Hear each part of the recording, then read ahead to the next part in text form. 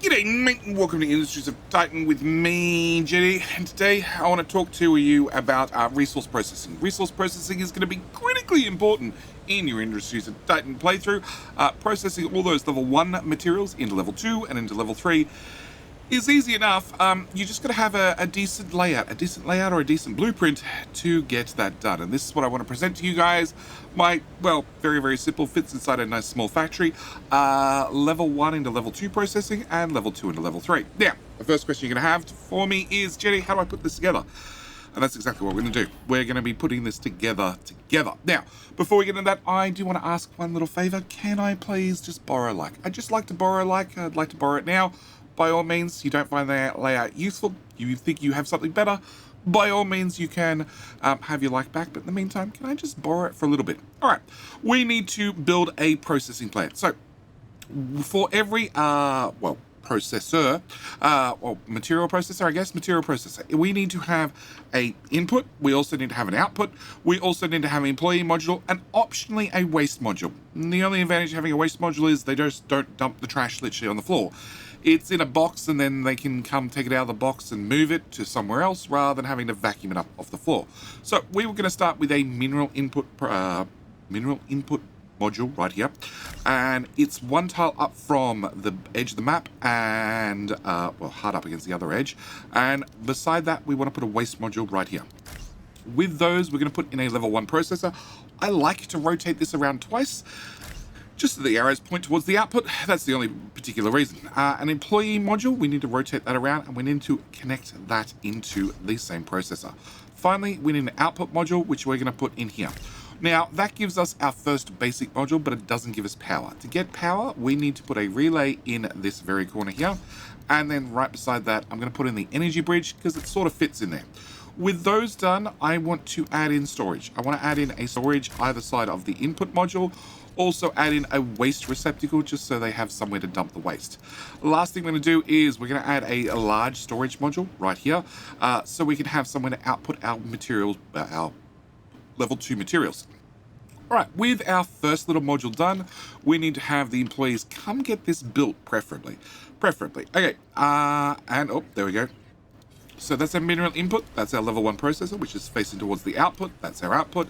That's our employee module. We'll turn that on and throw an employee in there. And then eventually we'll get the relays in and done. Now, the other thing I want to do is when these are built, I want to actually filter these storage containers to, well, level 1 minerals. Now, that is something that we're going to end up blueprinting so we can take forth and duplicate this build over and over. One thing I do want to mention is the game doesn't actually save the blueprints and it doesn't save the filters on these storage containers. So the idea is we're going to have minerals 1 in those two and minerals 2 right here. So this should let them store mineral 1s in here. At the same time, we can always have an employee come grab mineral 1 and shove it into the machine, process it out to here. As we can see, we already have a single piece here waiting to be put in the storage container. All right, so that's step number 1 done. Now, step number 2 is I want to go from, we now have level 2 resources. I want to take them up to level 3. So I'm going to put a mineral input right beside the output of the previous one. Make sure that transport distance is as low as possible. We're also going to have an employee module, and we're going to rotate that around and put it beside the other employee module. This way they can sort of, talk to one another, in their lunch break. Not that they get lunch. Okay, we're also going to put in a level 2 processing plant right here. And then we're going to tag a waste module on the end. Now, the only difference I have for the layer level 2 processing up to level 3 resources is I actually put in 2 output modules, and the main reason I do that is it gets jammed often. It gets jammed very, very often, and if it has 2 spots to output, it can have twice the amount of material sitting there waiting to go. Last thing we're going to need is we're going to need a relay up here in this top corner. With that done, we can have everything powered. We're also going to put a large container down here for our storage of our output. And the last thing I want to do is I want to fill in these empty tiles with, waste receptacles. Okay, we're going to put an employee in there, which we can do with the square bracket button. And as soon as that's done, that should power up everything here. And you have, so you've already had an input go in. We just need the employee to arrive and the outputs and also the relay. Meanwhile, this one is processing actually really quickly. Okay, this storage container, we're going to go none. We're going to go minerals 3, and that's it, us done. So you're going to output. You already have one sitting in the output slot, but we can have another item dropped off and fill up the other output slot. So that is our little build. It's nice, it's simple, and it fits into half a factory. But you might be saying to me, hey JD, I have a whole double factory. I have a double factory I want to fill up. So we're going to go look at pretty much the exact same design, but for a double factory. Now, we already built that one for the minerals. We're going to build this one for the isotopes. The best news is when you blueprint it, you can use either or. You literally, the only thing you have to change over is the inputs. So we're going to put our isotope processor here, our waste module here, our level 1 processing here, our employee module that side, our output here, same as we did previously. We're going to throw in our energy bridge and our relay. With those done, we're then going to start on our level 2 processing, which is right here with, where are we, the employee module, clicks in there. We're going to have our level 2 processing here as well, our output module here, and finally the waste module here. Now, with that done, we're going to put in our power, and we're going to leave the build like that because I want to come over here and I want to duplicate the whole thing again, except I want to build in reverse. So we end up with a 1-for-1 copy. So we're going to go with rotate, output, a 1-tile gap above the processor so we can put in our relay. We're also going to put in our waste module right here, also our isotope input there, then our employee module down here. We already know from the first time round we didn't have a relay in this tile. We also need our output module for our level 1 processing right here, which means we need the level 1 module here. We need the input down here, the waste module on the end, and the 2 employees here so they can chat to one another. Okay, so that is the 2 builds. Now, you might notice that I have a lot of room left over for storage and other things. Storage, we can put our 2 storages here, here, and here, as we did previously.